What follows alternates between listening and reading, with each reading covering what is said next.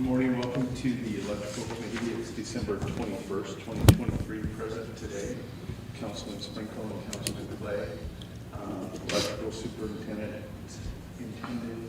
Kurt Hawkinson, Public Works Director Troy Kruger, City Attorney Paul Vinson, and myself. Gentlemen, I'll let you start. You got your, this is probably the last one we'll see, 12/31, your financial report.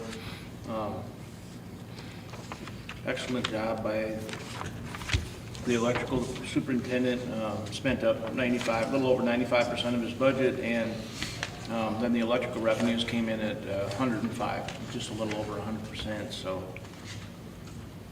probably be the last one for the year that you see of these. I looked at Public Works overall. Other than water and sewer, because of the highway project, they actually show that they have they've spent like 70-80% of their budget. It's actually a lot more than that, but we keep putting money into that to pay the bigger bills for the highway project, so it's a little deceiving. But everybody as a whole in Public Works spent right at about 95 to 97% of their budget. So nobody exceeded their budget. Everything looks really good. No word on the transformer rebuild yet out at the substation. I haven't heard anything. Kurt brought to my attention last week, and we were digging up some quick numbers on it. DGR got a hold of, I actually saw the email finally, but Jared over at DGR sent us information, or he was requesting information. He thinks we have a good shot at being eligible for a grant that's out there. So it's called GRIP, and I talked to him briefly about it again yesterday to see how he was sitting on that. He does need a little bit more information on it from us. I got to get him some stuff on renewable energy, but it's basically from 2020 to 2022, and they're looking for work that we already did: new lines, rebuilt lines, sectionalizing equipment, pole replacement, conductor replacement, vegetation management, SCADA, which would be our AMI system. It's a few other things. So what they're doing right now is they're in the process of compiling all that information. It's going to be North Dakota, South Dakota, portions of Minnesota, portions are, I think all of Minnesota, portions Iowa's, the way he made it sound. Our numbers will get compiled as a group. They will submit those numbers to the government, and then there's a very big allotted amount for this grant. They'll decide how much of that money would go to our area, and then after they get that, then we would actually go to the application process. So we'll get you guys' approval on that before we go through the application process. It probably would end up costing us around $5,000 to $7,000. That would be the grant writer's fees to apply for this grant, but it could be lucrative. It could be some, in the hundreds of $1,000s reimbursement kind of a deal. So don't know a whole lot about what we can expect to get back until they get the numbers in, and before we apply for it, we'll have all that information for you guys. That's all I have.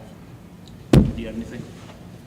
I think with that grant, it'll be for like the 2025 season, and it'll be kind of projects that we're doing already type of a deal. So it's not like one of those things. It might push like a project that needs to get done in the city up a little bit faster. Wait a minute, now I'm confused. Troy said it was from 2020 to 2022. That was the information that we had to compile. They're looking back to make sure it's a resiliency for the grant, or resiliency of your grid, of your town's grid or co-op's grid, or whoever can put into it. So they were looking back to see how much we've actually put into our system.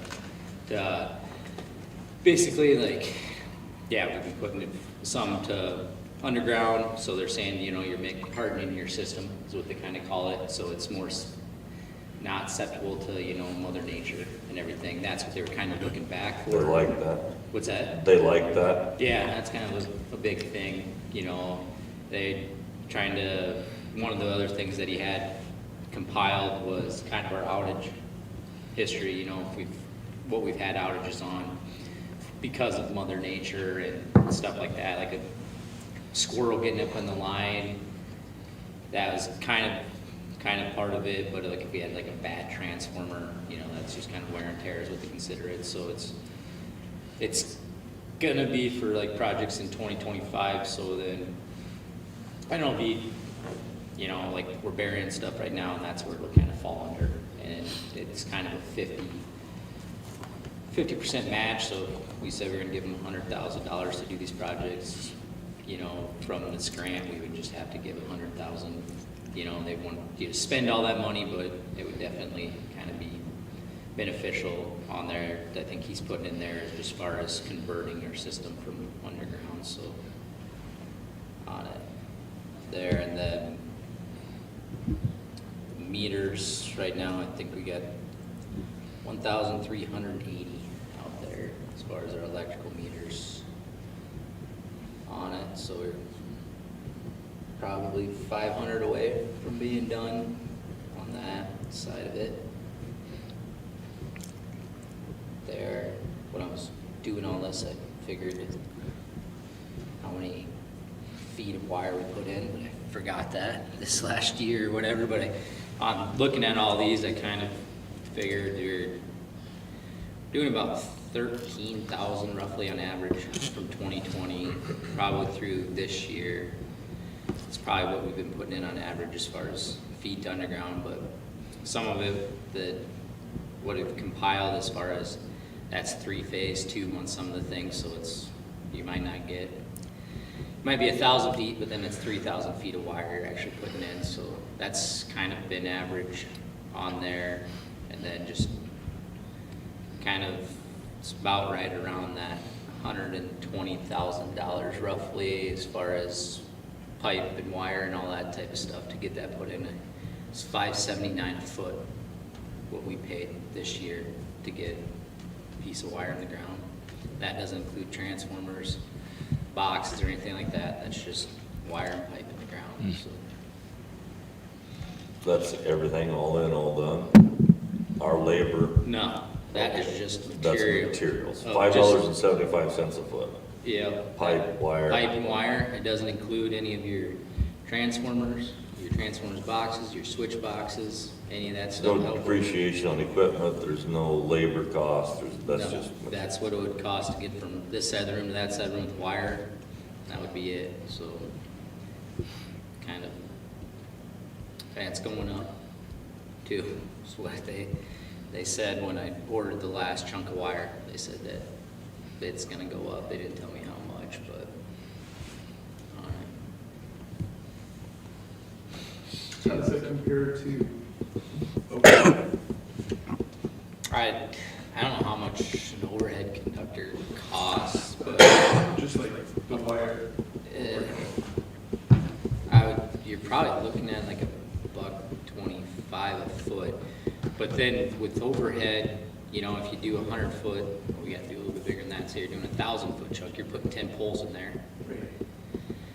Right there, poles almost $800, depending on what size you need. You can say cross arms.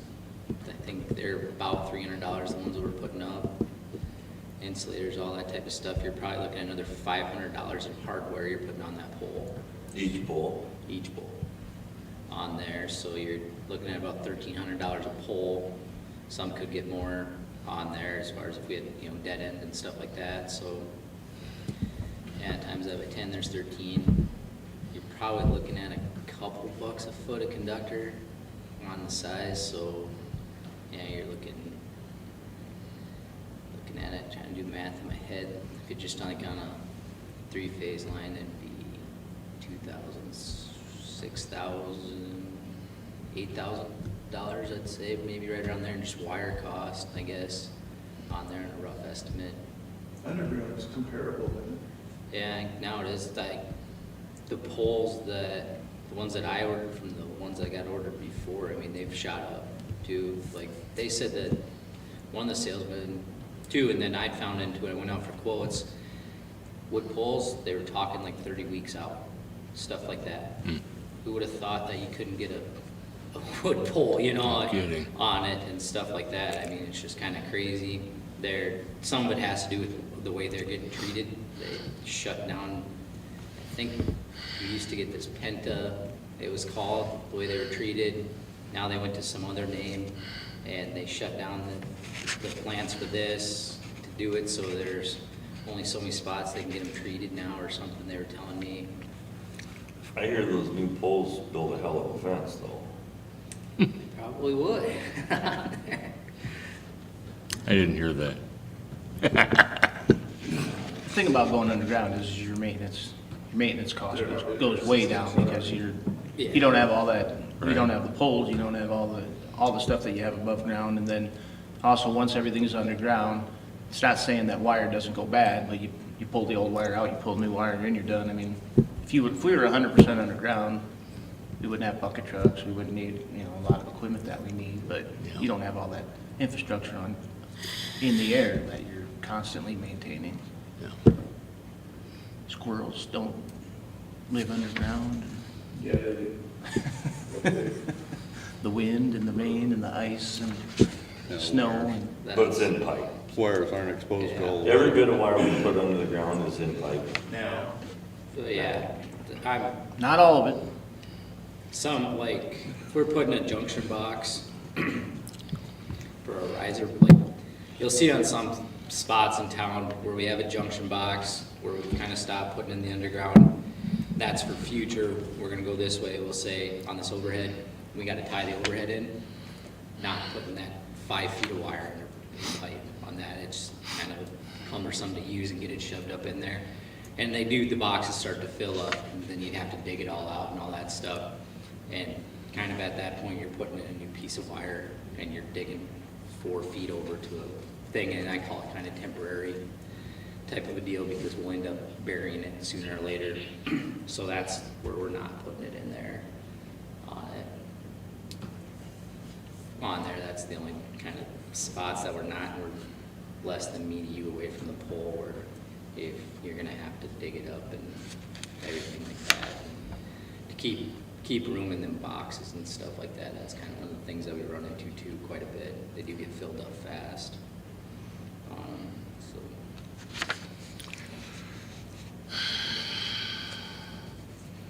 But everything else is on there. There is some spots in town, like with this grant, if we were to get it and everything like that, there is some spots where we don't have the equipment to put it in, to just the way it's gonna have to be ran. Either we can look at getting a different drill, and that's something that, as we get further down, it would definitely be something we gotta look at. Right now, we're pushing our directional drill, our boring machine, to the max of what we can handle on it. And we got quite a bit to put in that we can with that drill. It's not, we gotta buy one next year or anything like that. But there is some spots, like them poles that we changed out on 7th Street, our drill's not big enough to do that. You gotta pull at least 4 pipe down that whole stretch and stuff like that, because you gotta have separate runs off your feeders. And that's kind of one of the things with underground, before you can just go right up there and tap it and kind of have your own separate line, where underground you got to bring it back to one of these switches. And some spots it's not viable to put in. Some of the switches like that we're going to have to start putting in, they're going to be $30,000+ just for one of them. And then you're looking at another $1,800 to $2,000 just for the basement, fiberglass basement. So I mean, you're looking at a piece of equipment there, and then to terminate the wire, you're looking at $300 on one end per wire. It just starts to add up after a while, but we got.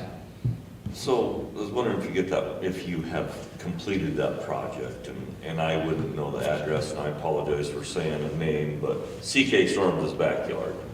We haven't even attempted did that. haven't done that. That Yeah. was coming though. isn't it? I was gonna try to do it this year, and then we had to go out to like Elevate, and up here we, on Plum, or, yeah, it's Plum, isn't it? Yeah, that one took us a little bit longer than expected. Plum. Yeah, You got that all fixed over there now? it's all done right there. All the lines tore down. Don't look at our streetlight poles. The boxes are out of the street or? What's that? Yep, The they're- pole, everything's on the road? Yeah, except for there is poles down there, they have streetlights on them, right there. They're sticking up there, they're good poles. So next year I wanna put we got black, kind of black poles that you've seen around there. We'll pull those and we'll stick those in there. And that's something that when we go to do some of these developments, when we're burying streetlight wire, you know, try to keep them up there. They're not expensive, but they're not cheap. I mean, it all adds up. They're probably $1,200 to have one of those set in there. They look nicer, in my opinion, than a wood pole thing. I'll look into getting into some aluminum ones, not the fiberglass ones, but that's the only thing that's kind of left up there as far as poles on there. In there, it's all tore down, kind of on the north side of Tripp Avenue to right there too. So that's done, and then we did McDonald's Park too this year. That was another big one. Then we had to go out and Elevate. Took us a little bit too, but yeah, we're looking at doing that next year. That's accessibility. That this year it wouldn't be so bad, but last year there's a 100 kVA trub in that back, and that feeds that whole block. We wouldn't have been able to get like a gator back there last year to help pull that. You know, you can do it off your hooks and stuff, but manpower as far as lifting that sucker up in the air, I don't know if we can get enough guys. Have to call in a horse or something like that. We're probably looking at 1,000 pounds plus right there on that transformer. So we'd like to get that done. I know kind of what DGNR was trying to talk about, focusing more over on kind of over by our shop area as far as when they kind of looked at our system. And I kind of told them, you know, because we can get a lot more done if we're doing single phase wire, because you know we're not reaming and all that type of thing, and that's where I wanted to focus on, is getting some of these single phase taps done, because you know I know in these past years they put a lot of 3-phase in, and that's basically what we did this year, and it is quite a bit slower. So if we get more single phase, we can get more blocks. I want to say we might not get as much footage, but we can get more of these open areas done and just kind of have a 3-phase line and be able to have less overhead is kind of what I'm getting at. So that would be that's kind of what I talked about with Jared. Get that stuff done, that way we can be less and less overhead and more underground, and then start attacking these bigger areas that are going to take a little bit more time for us. And so that's kind of what we're doing. So there's a lot more single phase over there, and that's where he did kind of said to start it out, but they were kind of like, well, if you see something that needs to be done, you know, obviously it's not set in stone type of a deal. And that was kind of one of my areas too, as far as getting that done, you know, because that is an accessibility problem. I kind of noticed one yesterday when we were working on a meter right on like 10th there. That would kind of be it. I'd like to get the hospital on that one transformer buried too, just so might alleviate some problems as far as that too. But it's kind of the plan in the future. Speaking of DGR, I tried to pin them down to a date to come to our council meeting in there. I was gonna try and get Jake and Jared to come at the same time, but I don't think it's gonna work out. Jake's gonna have to come earlier. But so Jared and his crew, his guys, they're thinking that first meeting in February. And that'll be to kind of give you guys, give the whole council that $30,000 that we spent to have them do a study of our system. They're gonna go over the findings and their recommendations on where they think we should go. And so that's probably gonna happen the first weekend in February. Streets, Jake will probably be here that 15th of January, so we can get our bids out. That'll be it. I don't know how you wanna handle that. Give those guys an hour after the meeting or something, or, We can do a town hall. Sure. We can invite the public. That's what we want to do, Yeah. really. yep, Do a town hall. yep. And I'm sure you guys will have, I mean, I'm sure council will have quite a few questions for them, you know, what, Yeah. they're still, You thinking do a town hall like an hour before council meeting? I don't know, my only thought was that after the meeting, everything is so dependent on how quickly the meeting lasts versus Right. how long it lasts. No, you bring up a good point. We probably, on those town halls, we limit those to an hour. Come in beforehand, Mm-hmm. open it up to the public beforehand, like at 5:30. yeah, I mean, I was thinking after the meeting, the reason I was thinking that is if you know, usually when it comes to the electrical stuff, council has a lot of questions, and these guys they're gonna talk about a pretty wide realm of, I mean, we're talking about going out like 20 years and what they suggest, you know, what their suggestions are for us as a municipality, and you know, I mean, there's gonna be quite a few topics to talk about. There'll be some stuff that, you know, we're gonna be looking at doing here in the next year or two, but also where we need to start, you know, put our focus for, you know, where we need to start.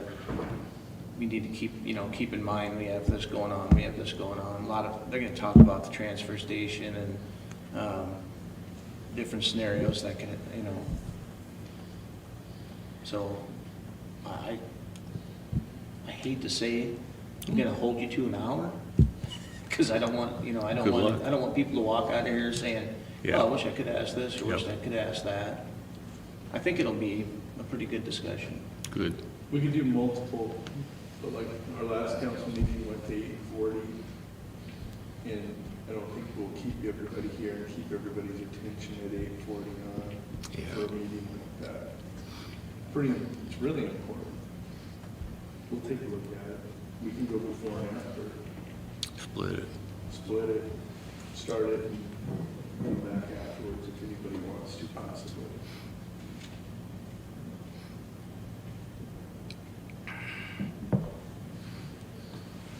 Yeah, I mean, kind of planned on doing the same thing with streets too, is getting Jake here and talking about, you know, some of these projects that have been talked about, like, that we'd like to do, but in reality, maybe this is what we should do versus what we, you know, quick fix, or I gave him some projects to put on the shelf.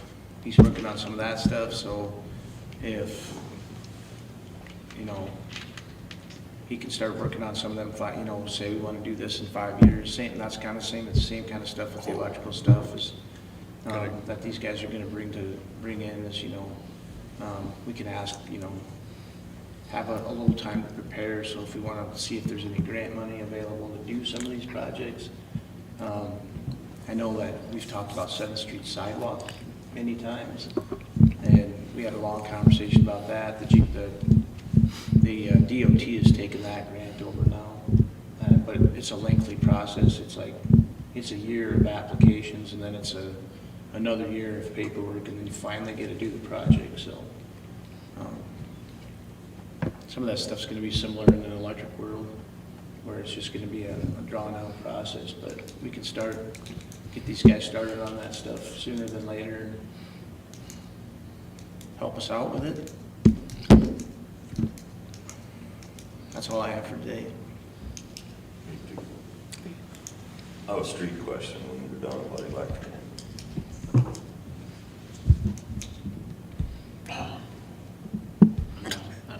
Good question. Double checking, making sure everybody is.